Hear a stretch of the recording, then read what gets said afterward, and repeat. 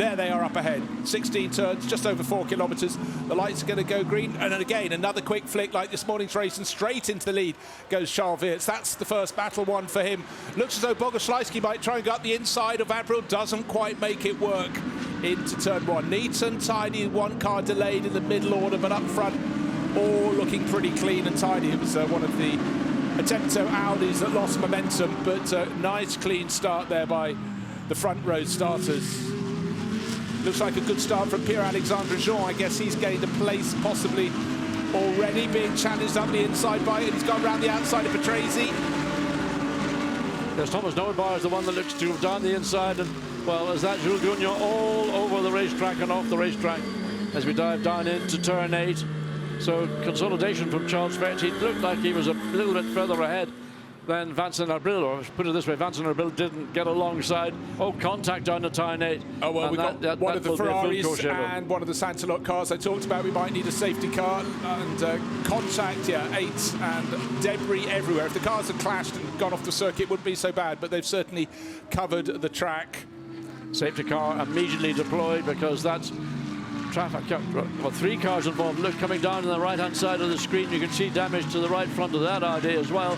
So that is the 99 attempt. So that is Alex Alka who got involved. So 3 cars involved in that incident, and that car will go straight into the pit lane, and that's where it's going to stay.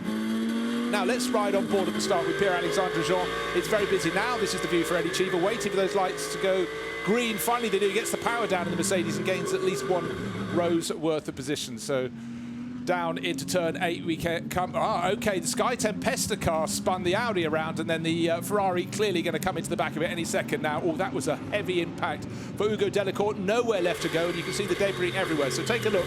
That's Eddie Cheever going up the inside, spinning Aurelien Panis around. But here we go, race back underway, and I'm going to lap 4.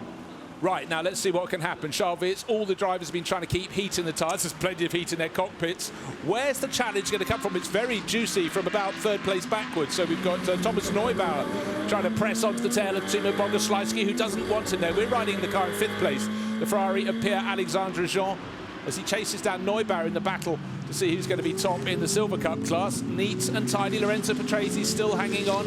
He's got Simon Gachet, his teammate, just in front. The 2 Audis from Tracer by Car Collection. Much neater. And of course, always, John, after a safety car, they're 1 by 1 rather than 2 by 2 through the first few corners. I mean, looking down the inside, just having a go, Thomas Neubauer looking at Timo Boguslawski in the 89 Mercedes side by side. This is where things can get a little bit tense, because the car on the inside is going to run up the racetrack. The car on the outside really hasn't got nowhere else to go but the off racetrack line, and up into another position. So that's the 33. Yeah. 26. So just a small maneuver. That's Simonar and Nicolas Bayard swapping position. But look, Jules Gounon, here he comes down the inside. Can he carry that momentum side by side as the McLaren and the... Well, I'm just watching the Lamborghini. So Gounon needs not to be... He's going to go the long way around the outside in turn 14. Can he make it stick? Wow, I wouldn't expect that one to come out of the blue, but that is a great effort indeed. Yeah, well, what a pass. That is Patrick Krapinski just not able to live with Jules Gounon's utter bravado. So another place gained by Jules, but it only moves him up to about, I think that should be 20th, 19th place. He gained 2 places on that lap.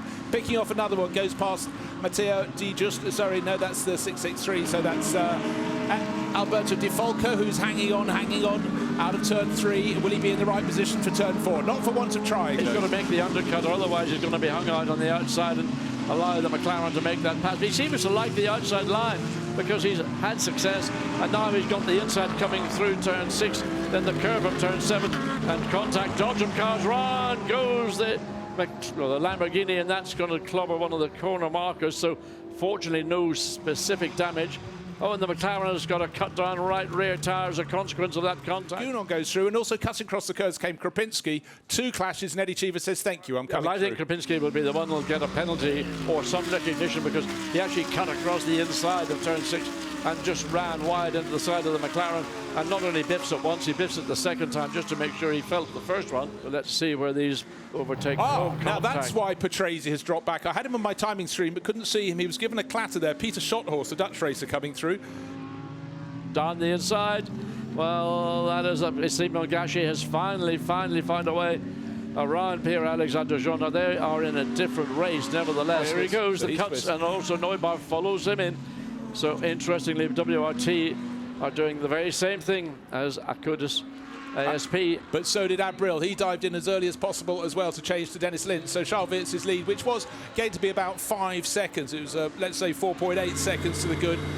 That will continue to stretch. Now 8.8 seconds because another Audi is into second place, Simon Gachet, but very close in the pits, John. You've got the Audi coming in directly behind the Mercedes. Your two different teams doing pit stops. There's the Mercedes JP Motorsport. But if that Audi gets out ahead of the Mercedes, then that will be a much more challenging race. Okay, the cars from third and fourth emerge in the same status order. quo, indeed. Status quo has been preserved, and the Ferrari that came in as well. Just look at the front left corner of that Audi. I sense the bodywork has been rubbing at certain points. Maybe my eyes. Oh, you're right. There's something under braking. You can see there's tyre rub on that. So that's not going to go very far. I'm sure Fedorovic will have picked that up. Because he's only just taken over the car. It's almost as though there's a ball of rubber that's stuck between wheel and wheel arch. Or is it bodywork going back? I can't see any bodywork being bent. I suspect that's bodywork rubbing on the outside shoulder of the left front tyre, but whatever it's doing is getting worse and worse.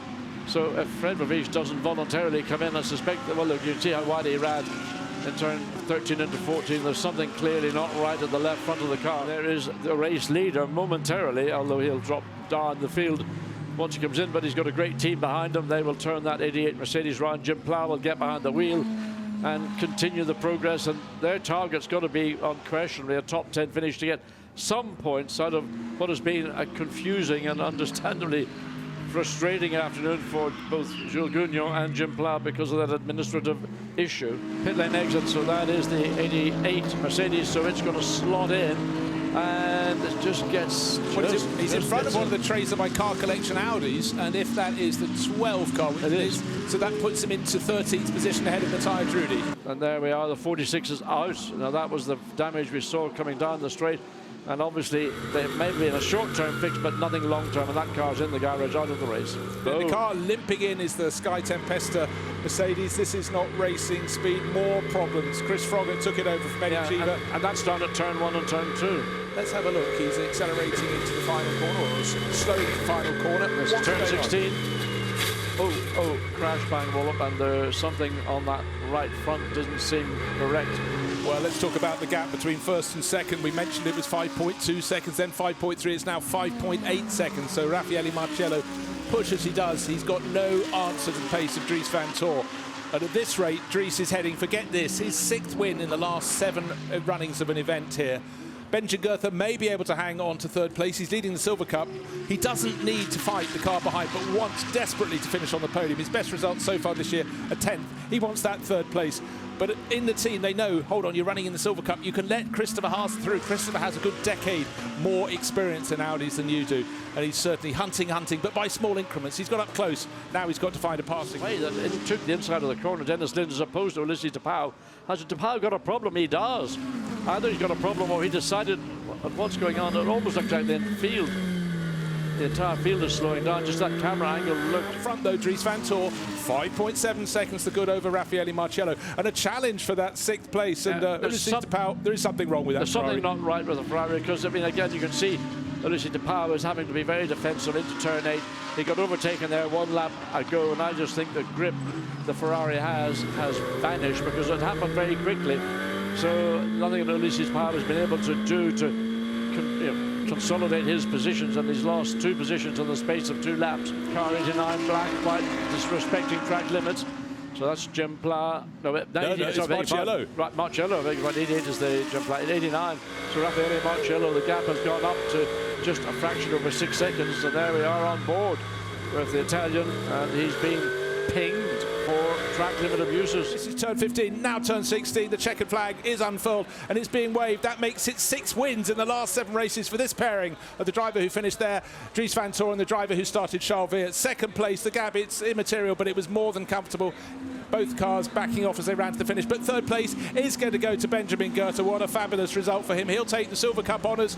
And behind him, Christopher Haas decides he's Farmer Haas. He's become Jeremy Clarkson. Off the track he goes. It matters not. So double celebrations at WRT. Charles Weerts and Dries Van Tor, what an astonishing record at Misano. Second place, Timo Bogoslawski, who started third, and Raffaele Marcello, who tigered forward as ever. Then Thomas Neubauer and Benjamin Goethe, winners in the Silver Cup class, with their rivals in 7th, 8th and 9th position. So that was a fabulous first podium for the French-Danish combination. Simon Gachet and Christopher Haase chased hard to come home fourth. Peter Schotthorst and Dennis Marshall worked their way up to fifth for Attempto Racing, and Jean-Baptiste Simonau and Christopher Mies in yet another Team WRT Audi, rounding out the top 6. So it's a hot day's work here at Misano. They've got to do it all over again tomorrow, but all you can do is win what's put in front of you.